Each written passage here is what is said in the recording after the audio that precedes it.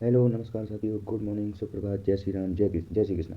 नमस्कार साथियों, तो आज हम लोग पहुंच चुके हैं यूपीएसआई टारगेट डे 12 तक। ठीक है साथियों, डे 12 है आज, और इसी के साथ हम लोगों ने ये कारवा बढ़ा दिया है 12वें दिन तक। साथियों, बहुत बहुत माफ़ी चाहता हूँ आपसे कि आज ये वीडियो लेट आई, क्योंकि ये वीडियो मैं शूट नहीं कर पाया, सुबह थोड़ा काम से मुझे जाना पड़ा, इसलिए मैं अभी शूट कर रहा हूँ।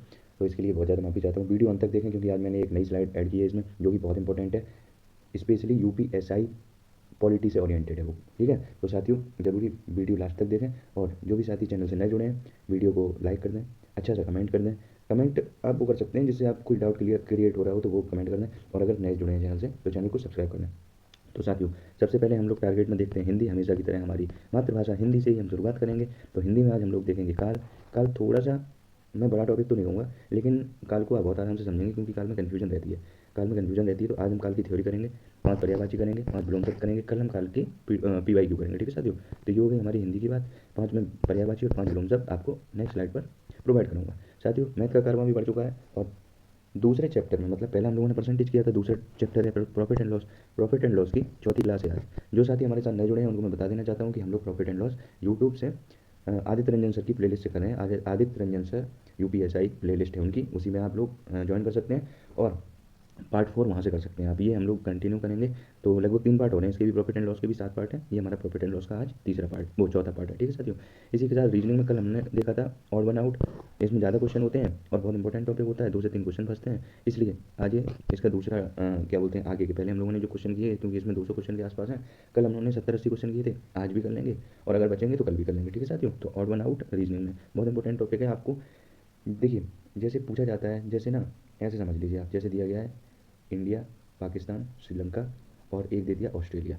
तो इसमें इंडिया, पाकिस्तान और श्रीलंका ये एशिया के कंट्रीज हो गए, और ऑस्ट्रेलिया ऑस्ट्रेलिया महाद्वीप का हो गया। ठीक है साथियों, तो हम लोगों को ऑस्ट्रेलिया, ऑड ऑड क्या हुआ इनमें चारों में, ऑस्ट्रेलिया। तो हम लोग ऐसे करके ऑस्ट्रेलिया को ऑड वन आउट कर लेंगे। जिस चीज़ में या जिस कैटेगरी में आप फंसें, जैसे बहुत सारी कैटेगरीज होती हैं इन क्वेश्चन की, जैसे कंट्रीज़ की हो गई, करेंसीज़ की हो गई, ठीक है, उसके साथ एनिमल्स की हो गई। ठीक है, तो जिस कैटेगरी में आप फंसें उसी कैटेगरी में आप सर्कल कर लें, और उस पर ज़्यादा ध्यान दें फिर। ठीक है, मैं ये भी बता दूंगा कि आपको कहाँ से पढ़नी है। ठीक है साथियों, तो ये हो गई रीजनिंग की बात। अब हम लोग बढ़ते हैं पॉलिटी के लिए। तो पॉलिटी हम लोग आज करेंगे राज्य के नीति निर्देशक सिद्धांत। ठीक है साथियों, डीपीएसपी हम लोग करेंगे, और हम लोग, आप लोग एक छोटा सा कमेंट कर दीजिए कि हम लोगों ने डीपीएसपी कहाँ से लिया है। ठीक है साथियों, तो ये हो गई पॉलिटी की बात। अब आपको एक बहुत इंपॉर्टेंट मैं बात बताने जा रहा हूँ, जो सबके लिए बहुत ही बेनिफिट करेगी। ठीक है साथियों, तो मैं आपको ये बताना चाह रहा हूँ कि आप पॉलिटी यहाँ से कवर कर रहे हैं, जैसे आपके पास अगर परीक्षा वाणी है तो परीक्षा वाणी से, या फिर आप लुसेंट से कर रहे हैं, लेकिन साथियों जीएस में कुछ स्पेशल टॉपिक हैं, जैसे जनसंख्या, एफडीआई। ठीक है साथियों, तो इस तरह के टॉपिक कवर करने के लिए जो स्पेशल टॉपिक हैं, ठीक है साथियों, स्पेशल टॉपिक जो स्पेशल टॉपिक हैं, इनकी ना एक एक सेपरेट वीडियो आपको मुदित जीएस स्टडी पे मिल जाएगी। मुदित भैया का चैनल है, मुदित जीएस स्टडी। ठीक है साथियों, मुदित मुदित ठीक है, जीएस जीएस और स्टडी। ठीक है साथियों, तो मुदित जीएस स्टडी भैया ने बहुत कम टाइम में, मतलब 25 से 30 मिनट में एक एक टॉपिक को निपटाया है, एक एक टॉपिक, और उस टॉपिक से बाहर आपका कैसे भी क्वेश्चन नहीं जाएगा, क्योंकि वही चीज़ मैं रिपीट करूँ अपनी वीडियो में, तो मतलब क्या है, उन्होंने पहले ही बना रखी है वो वीडियो, तो आप वहीं से जाके देख लें। एफडीआई हुई, जनसंख्या हुई, ऐसे जो स्पेशल टॉपिक है ना, जैसे समितियाँ, ठीक है, ऐसे बहुत सारे इंपॉर्टेंट टॉपिक हैं जो उन्होंने एक एक टॉपिक में निपटाया है, और वहीं से मिलेगा। देखिए, मुझे भैया जो हैं, उन्होंने यूपी पुलिस में उनके 245 के आसपास नंबर है। ठीक है, कांस्टेबल में उन्होंने यूपीएसआई का भी पेपर क्लियर किया था 2021 वाला, और जितने भी अभी तक मुझे याद है, एच ओ हेड ऑपरेटर का जो एग्ज़ाम था उसमें उनके 337 के आसपास मार्क्स हैं। तो उनसे आप ऐसी वीडियो देखेंगे ना, क्योंकि वो जो पढ़ते हैं वही आपको बताएंगे। तो ये मैंने आपको एक बहुत आरामदार सॉल्यूशन दिखा दिया है। अब हम लोग बढ़ते हैं अपनी नेक्स्ट स्लाइड पे, वो है पर्यायवाची। ठीक है साथियों, तो हम लोग पर्यायवाची देखते हैं। ये देखिए आज के महत्वपूर्ण पर्यायवाची हैं जो प्रीवियस ईयर के हैं सारे, और आपको पता है कि मैं प्रीवियस ईयर के ही करवाता हूँ। चांदनी, कुमुदनी, ज्योत्सना। ये देखिए, ये आता है, क्या बोलते हैं, बहुत पूछा जाता है इसमें, शुद्ध वर्तनी में ज्योत्सना। ठीक है, चंद्रिका, चंद्रकला, चंद्रातप, ये हो गया चांदनी का। अब आता है जूता, उपाना, उपनाह। ठीक है, उपनाह ये भी आती है वर्तनी में, उपनाह।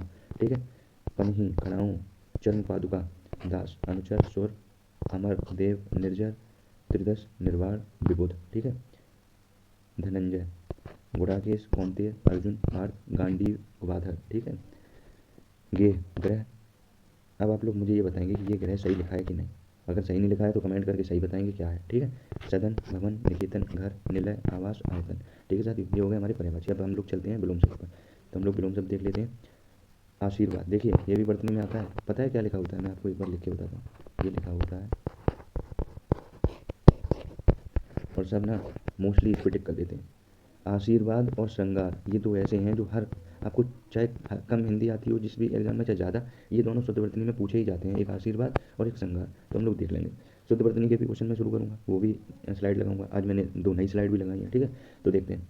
आशीर्वाद, अभिशाप, आश्रित, अनाश्रित, आसक्त, अनासक्त, आसक्ति, अनासक्ति। देखिए आसक्त, अनासक्त, आसक्ति, अनासक्ति, ठीक है। आस्तिक, नास्तिक, आहत, अनाहत, आहार्य, अनाहार्य, आहूत, अनाहूत, इच्छा, अनिच्छा, ईस्ट, अनिष्ट, ठीक है साथियों। ये विलोम शब्द हो गए। अब हम लोग बढ़ते हैं एक नई स्लाइड की ओर, तत्सम और तद्भव, ठीक है। ये हम लोगों ने नई जोड़ी है, बहुत इंपॉर्टेंट है साथियों। हम लोग वोकैब ना ऐसे अगर रटने के लिए बैठेंगे तो कभी याद नहीं होगी हम लोग को, इसलिए धीरे धीरे धीरे धीरे करूँगा।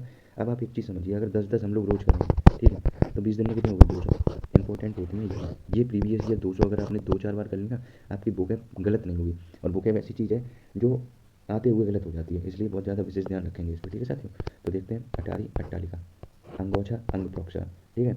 अदरक, अदरक, अमी, अमरक, अंगरक्षा, अंगरखा, माफ कीजिए, अंगरखा, अंगरक्षक, अंगीठी, अग्निष्टिका, अपाहिज, अपाद, हस्त, अक्षत, अक्षत, अहिर, आखेट, आंख, अक्षी, ठीक है साथियों। ये हो गए हमारे तद्भव और तत्सम।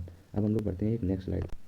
ये आज हम लोगों ने नया सेक्शन ऐड किया है। इसमें क्या है, प्रीवियस ईयर के जैसे संविधान सभा हम लोग पढ़ चुके हैं, तो हमने इसमें सारे संविधान सभा के क्वेश्चन डाले हैं इंपॉर्टेंट, ठीक है। ऐसे ही अब प्रस्तावना और भाग, अनुच्छेद, अनुसूचियाँ, जो टॉपिक हम लोग कंप्लीट कर चुके हैं उसके प्रीवियस ईयर में करवाऊंगा, ठीक है। तो पॉलिटी, नई दिल्ली में पहली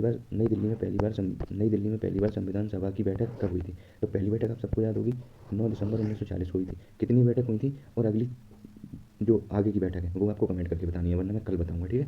संविधान सभा द्वारा उद्देश्य संकल्प को सर्वसम्मति से कब स्वीकार किया गया? 22 जनवरी 1947। बहुत इंपॉर्टेंट है ये। उद्देश्य संकल्प कब सर्वसम्मति से स्वीकार किया गया था संविधान सभा के द्वारा? तो 22 जनवरी 1947 को किया गया था, ठीक है साथियों। अब इसी के साथ हम लोग बढ़ते हैं नेक्स्ट स्लाइड पर, जो ये है।